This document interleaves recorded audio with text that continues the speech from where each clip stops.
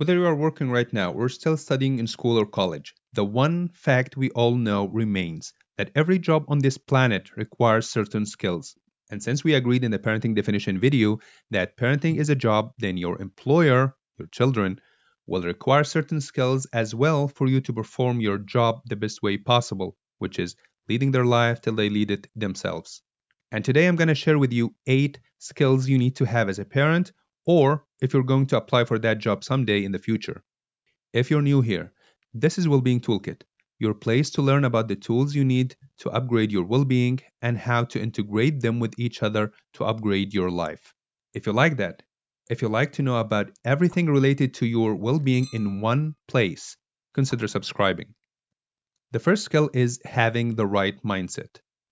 This is the key one your children will look for before hiring you, if that's possible. As a parent, you need to have the right mindset in terms of learning, and we'll talk about that later, and in terms of knowing that this parenting journey is for your own children. It's not for you to win something or showcase something to others. I know this is sort of a given, but if you really looked around you, you'll realize that some parents are driven by what others think of them or their children. And this affect, for example, the kind of sports that children should have or go to a certain college, etc. So it's not really that obvious yet that parenting is all about, and I repeat, all about the children. It's about what they want and need, irrespectively to what others think. And you need to have the right mindset in terms of knowing that you are working for them and not the other way around. We already discussed that in detail in the parenting definition video, so please go ahead and check that if you're not yet following or not yet convinced. The bottom line is that they are your employer, as I mentioned early on. So you already have set of needs and wants, kind of like the vision and mission to fulfill for your employer if you really want that company, the parenting one, to thrive. Keep in mind that this is different from working with grown-up employer. Here you're working for an employer who doesn't know how to lead yet. And that's why you'll need your second skill, which is teaching. As a parent, it's your lifelong job of teaching your children everything they need and want to know. I'm also referring to the fact that punishing is not an option. Your option is to teach them instead. It's like that quote about tell them what you're going to tell them, and tell them what you told them. Instead, in parenting here, I'd say teach them what you're going to teach them, then teach them, and teach them what you taught them. Period. If you're thinking of punishing, think of teaching instead. As a teacher, you'll be faced with questions your children want to know about, like where rain comes from, or where food goes to when we eat it, etc. Sometimes it'll be harder, like did mom eat that baby? Or what happens after death? Or how do you make babies, etc. Note that from our perspective, these are either funny questions, religion questions, or biology questions. But from your children's perspective, they are just questions that need an answer. So we have to respect that. And from my observation, I find that 95% of those questions don't include the things they need to know, like how to cross the streets safely and why, or why to wash hands and how, or how to study the right way, etc. Again, this is not a statistical number, this is only my observation as a parent, and it is still your job as a teacher to teach them those things too. Is it challenging? Yes. Is it doable? Yes. And this is where you'll rely on your third skill, which is creativity. Many don't think that creativity is a skill needed in parenting, but it is. It'll be needed to support many areas like teaching your children successfully the things they need to know about. So you'll have to come up with creative ways to do that, like practical demonstration of washing hands, or showing them interesting videos about it, or singing a song about it, or making a competition, or including a reward, and so on. You'll need to spend time thinking of new and creative ways on how you can install a habit your children need to have. Creativity will also be needed in a couple of skills that we'll mention later on. Now, moving to the fourth skill, which is something all successful teachers have: accepting.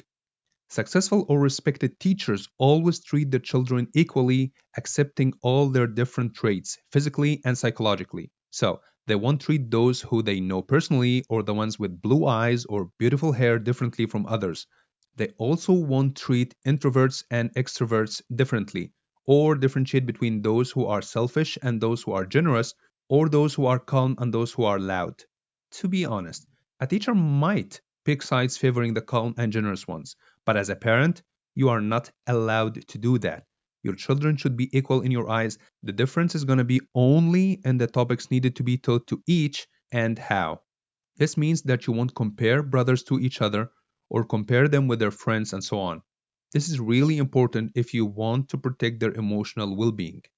And that will lead us to the fifth skill, which is having high emotional intelligence yourself in order to deal with your children's emotions properly. Having high emotional intelligence or EQ means you are capable of perceiving emotions from yourself and others, understanding these emotions, and managing them properly. This skill is very crucial to both of you. You need it to be able to handle yourself in a better way through learning how to listen to yourself and understand what you're going through and how to handle it. This gives rise to a more stable parent and therefore more stability in parenting. It also applies to how can you perceive your son's emotions when he complains about school or food and how to understand these emotions if you were in his shoes. And finally, how to handle these emotions properly through acknowledging them and responding in a way that strengthens this two-way communication. Speaking of which, you'll need this sixth skill, which is good communication skill. Communication with your children include listening more often, acknowledging their feeling, being patient with them, showing love. With listening more often, remember that they don't have sophisticated learning like you do, so words may fail them to express their feelings, and that's why you need to listen deeply to their words, feelings, and actions to really understand what's going on. A tantrum or kicking younger brother can be due to a psychological trait like stubbornness or anger, or it can be due to lack of care, and it is used as a notice me sign. With acknowledging their feeling, you'll need to do this almost all of the time, like acknowledging that the food is not tasty for them, or they feel cold or hot and you're not, etc. It may seem a lot, but it is crucial to the bond you two have. Being patient with them, in teaching over and over again, and you'll do that without immediate gratification or results. See, some of the things you're going to teach might need a while to really stick, so you'll have to be patient. Being patient also in listening to them after coming back tired from work or handling their complaints or fights. You do that with practicing many techniques like yoga or sport, which enable you or fuel you with the energy needed to handle such situations. Showing love, as in actually telling them you love them, hold them, hug them, kiss them, play with them, go out with them, include them in your decisions, ask for their opinion, give them something to do to show them you trust them, tell them bedtime stories, praise them if they did something good. The list goes on and on. And this is where you'll use creativity skill we talked about. Be creative in showing them your love. To be able to do all of the previous six skills we talked about, you'll definitely need the seventh skill, which is being a lifelong learner. As a parent, you'll always need to learn either about the things you need to teach your children about or the things you need yourself to be a better parent. And this requires you to have the right mindset in terms of learning we referred to in the mindset skill. I talked before about having the achiever mindset, which implies that it is fine not knowing something, and learning is a lifelong journey, and challenges are there to learn how to get through and upgrade our life. So, having an achiever mindset works when it comes to parenting. So, now we need to spend time learning, teaching, thinking of new ways to teach or love, playing with your children, or going out with them, and you need to do all of that on top of your work and day to day activities like going to the gym or whatever. This is where you'll need your eighth skill, which is practicing productivity. I talked before in the productivity tools that among those who need to learn about productivity are parents, and the bigger your family is, the more you need to practice productivity techniques. Productivity enables you to track your tasks, projects, and manage key areas in your life like work, family, finance, activities, and even creativity. So, productivity will enable you to improve your creativity, and you'll need to be creative in managing your productivity tasks related to parenting. I always encourage my clients to master productivity as it will enable them to be present with their family if they have an integrated and updated system. These are the 8 skills you need to have as a parent: mindset, teaching, creativity, accepting, EQ, communication, learning, and productivity. I hope you learned something new from this. And if you think there's another skill parents should have, please let us know in the comments below. If you like this video, consider subscribing and joining the Wellbeing Toolkit community to integrate and upgrade your life. And if you want us to talk, then just send me an email and I'll get back to you.